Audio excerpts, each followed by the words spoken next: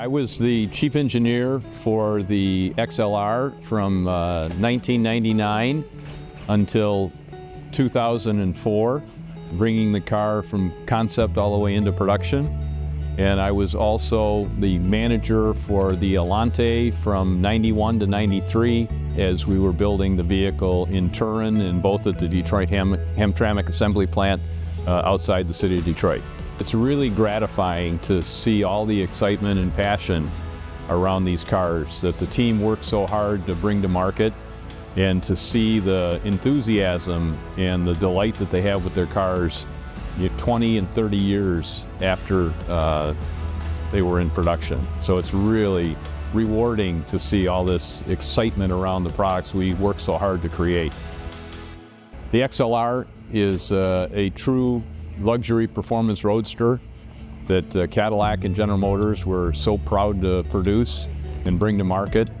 It competed head-on with Mercedes, Lexus, and Jaguar, and in many cases outperformed them. We are really proud of their accomplishments and how the vehicles turned out. And these people here tonight that are driving them to and from the event are just delighted about their cars and couldn't be more excited with that. There's 30 XLRs and 23 Allantés here along with their owners, and they're a great group of people that are passionate about the products that they have. Some of them have both an XLR and an Allanté, and the level of enthusiasm and excitement is why we produce these cars in the first place, to make people happy, to make people delighted with our products. And it's really rewarding to see how much enthusiasm they have for these products so many years after we stopped producing them. Please stand up.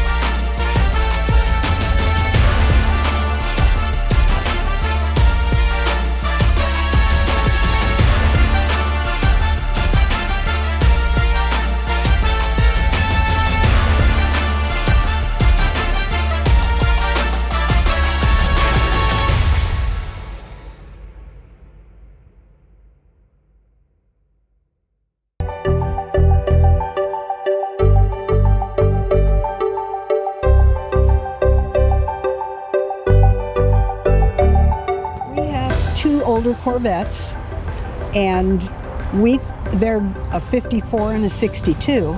And when we got older, our taste changed a little bit and our bodies changed a little bit, and we wanted something a little more comfortable than our old Corvettes for our retirement. So we were going to get a new Corvette, and as it turned out, we couldn't find what we liked, so we were driving home, and this was in the parking lot of a Cadillac dealership, and we went, and I said, that's my car right there, gotta have it. So yeah, that's how we got it. We bought it from the dealer. It was actually made for the show circuit, and the owner of the dealership bought it, but it was just a year old when we bought it, so we were really the first owners other than the dealership. The name of the car is Blue Grandma, because our grandchildren started calling us Blue Grandma and Blue Grandpa. So then we got plates, and we had to get a blue car, and that's how we ended up with that. I love it. Yeah, everything. I mean, if you don't see me in blue, that's very unusual. Yeah. The car's got 37,000 miles. I'm a director of the Allanté XLR chapter of the Cadillac LaSalle Club, and probably 17 years ago there was a couple that owned this car that was in our club. About 12 years ago, the man died at a young age, probably mid-40s, and the woman had the car for a long time, but I was aware of the car. It was a beautiful car, and it was well taken care of. When I bought the car, I got a book about 3 inches thick that detailed everything, including every gasoline tank that he filled. So the car was extremely well taken care of, and I got it from a fellow club member. In about, it had to be 2002, I had a Model A Ford I restored, and I drove it about 100 miles in 20 years. And I thought, that's a waste, let's get rid of it. So I got rid of it. Now, this is a long story, I guess. And I was planning on getting a 1962 Corvette, because I love that car. I took it for a ride, and it drove like a truck, and it ride rough, and I said, I don't like this. And then I always liked the Allanté, and I went and looked at the Allanté, and it drives like a Cadillac. So I ended up buying a Cadillac, and the first car I had was actually under the 10-year warranty. There were things the dealer had to fix, like a new air conditioning compressor. So I've been into it since 2002, I believe.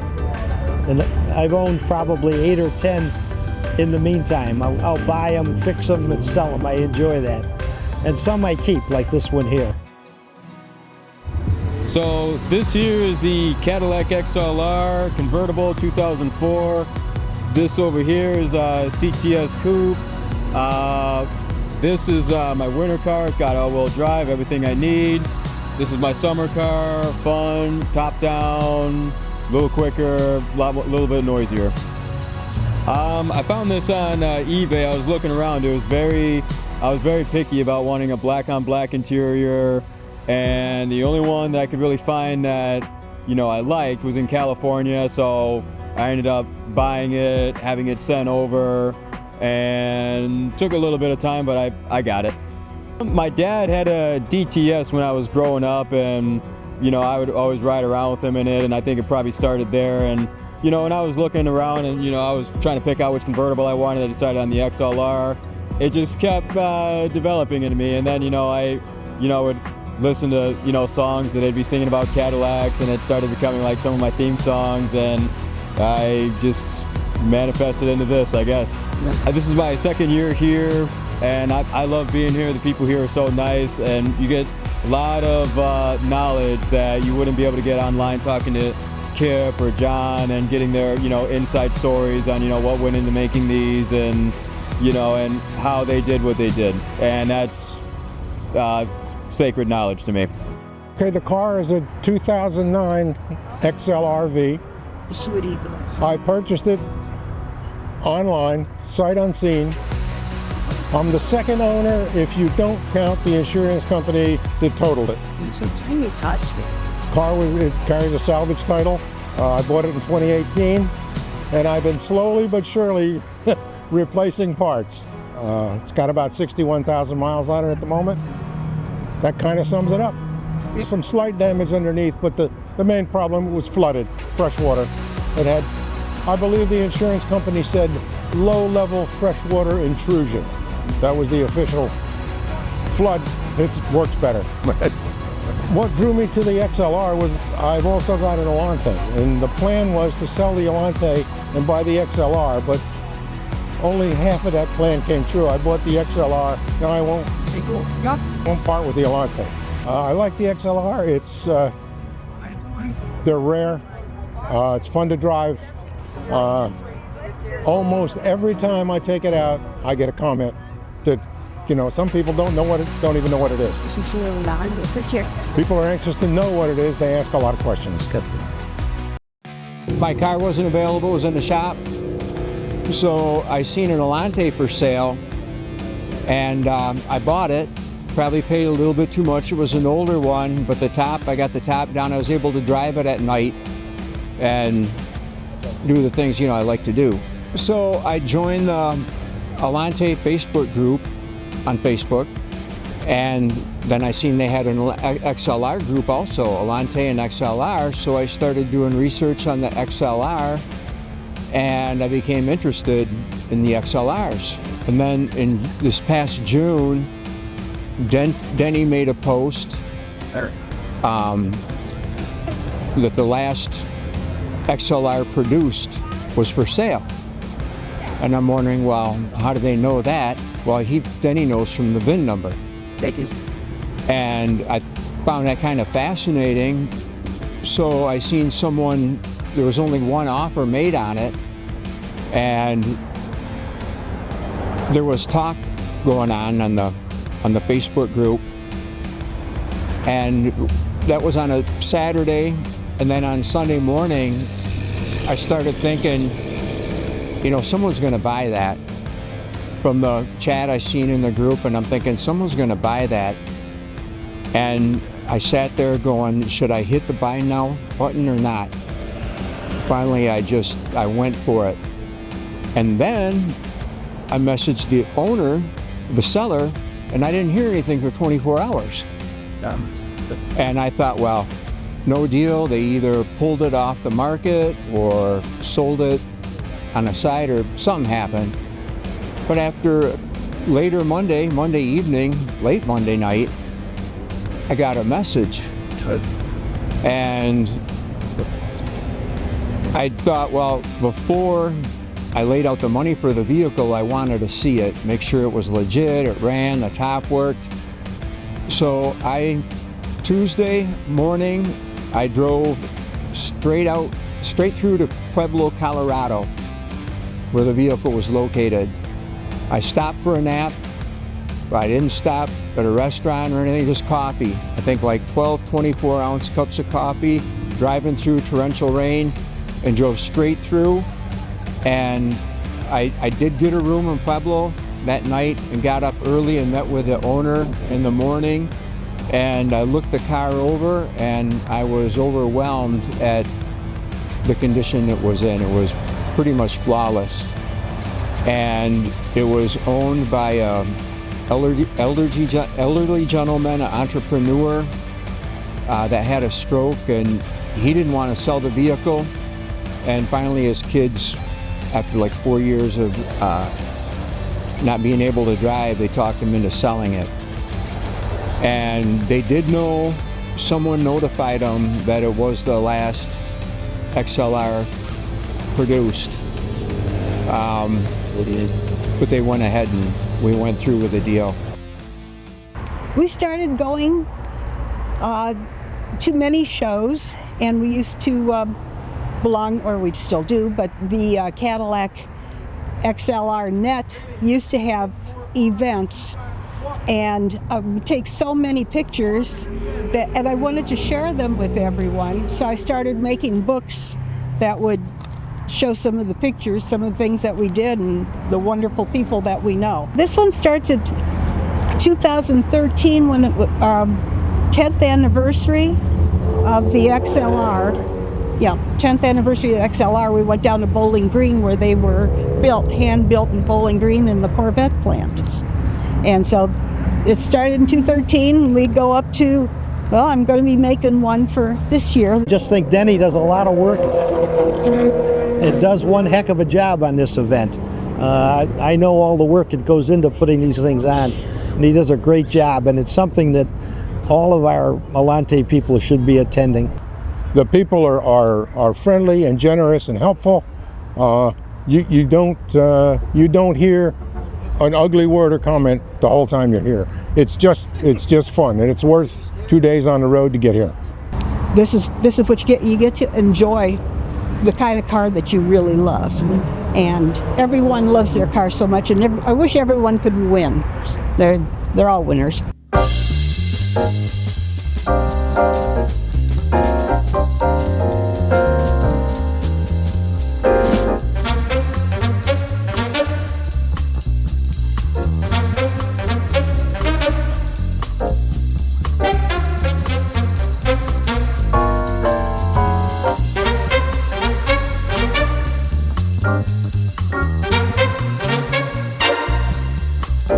It takes time to do an event like this, the Invitational, and getting on social media, letting people know, owners of these cars, the importance of having them, the fun of driving them, and the friends that you make at a meet like this. It's an owner's meet, and the sports cars, they have their own dealings of owners meet and how they get together and do things and enjoy life with each other's company. We do the same here, but I think we take it to another level with the Allanté XLR Invitational Owners Meet. The cars are amazing, but the people are beyond that. Yeah, it was awesome. We always have a blast. This is our 3rd year. Truly impressive. Yeah, it was fun to see all the different cars all together and everything, and see that many of them.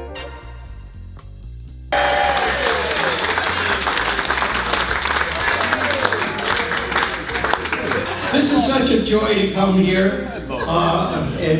The event is just wonderful, and Denny and Monica, you do such a great job. Thank you very much.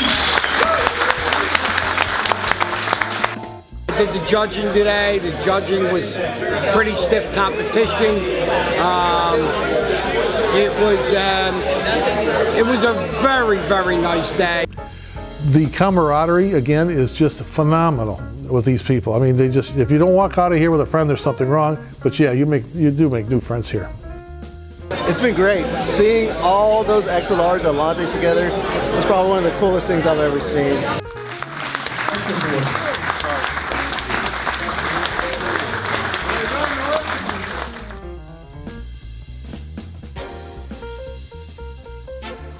It really takes a labor of love. You mean it's not still on the breaking order? Many hours working on it. It really helps if you can do a lot of it yourself. Oh, hell yeah. And I do a lot, so. Good for you. Fantastic crowd. Love you all. Thanks.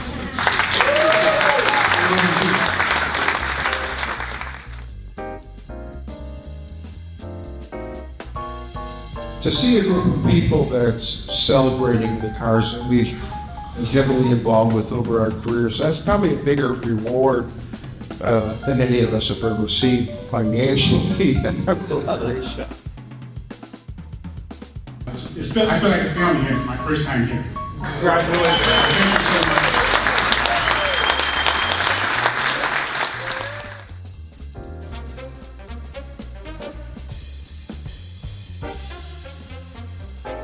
This event is for you, the owner.